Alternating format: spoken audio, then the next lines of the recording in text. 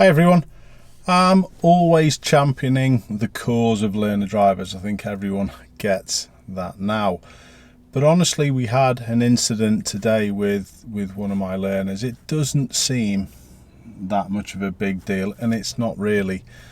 But it still baffles me sometimes on how people can just treat learners in such a poor way.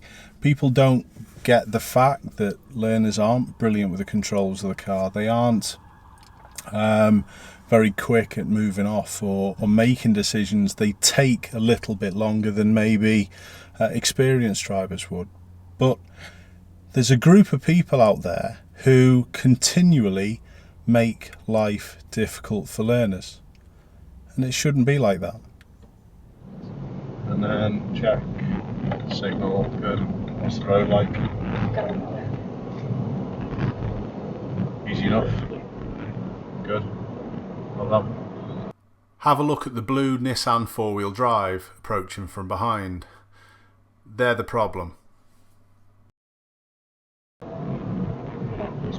Accept the lights for you to turn right, please.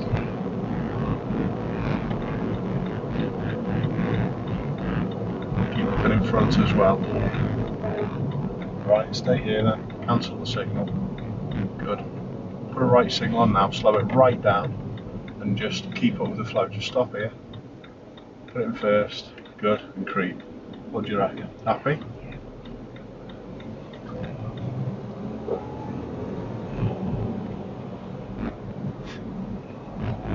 Yep. What an absolute hillock. You're trying to get in, you'd rather force and close your space down so we can't get in. I must get oblivious to people jumping red lights, because I didn't honestly even notice this until I started editing. But there's a black BMW in the lane to our left which still goes through this.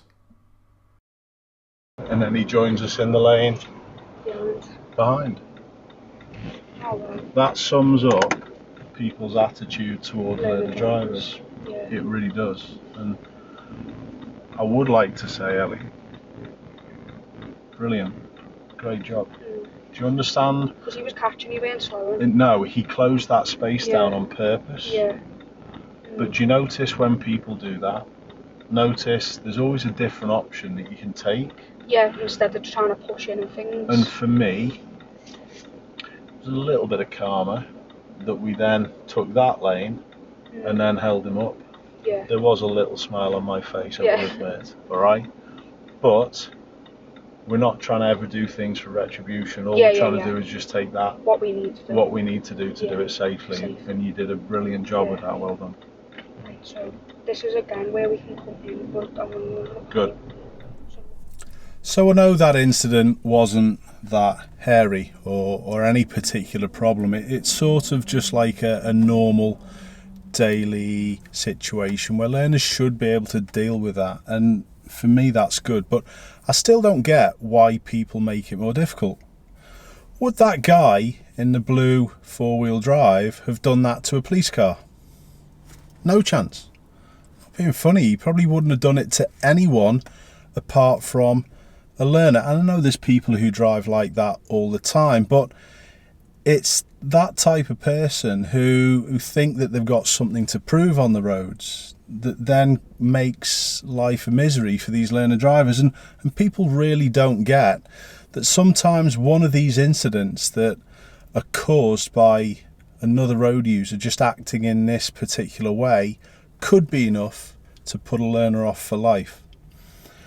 The roads are getting busier and busier, and that makes people more and more nervous. And I'm seeing it constantly, month after month, year after year.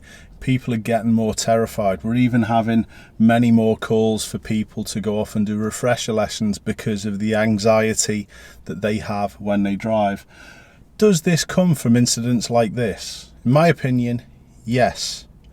So the people who act in that particular way, if you wouldn't do it to a police car, don't do it to a learner, because you're actually making yourself look stupid, and honestly, you need to get a life.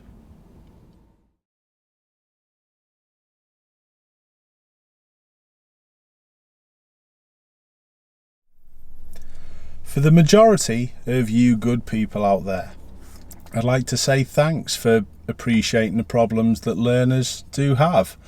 And I'd also like to make a comment that for all the taxi drivers who actually see my car now and slow down, it's been noted. Keep doing a good job, guys and girls. Thanks a lot for watching, everyone. I'll see you all soon.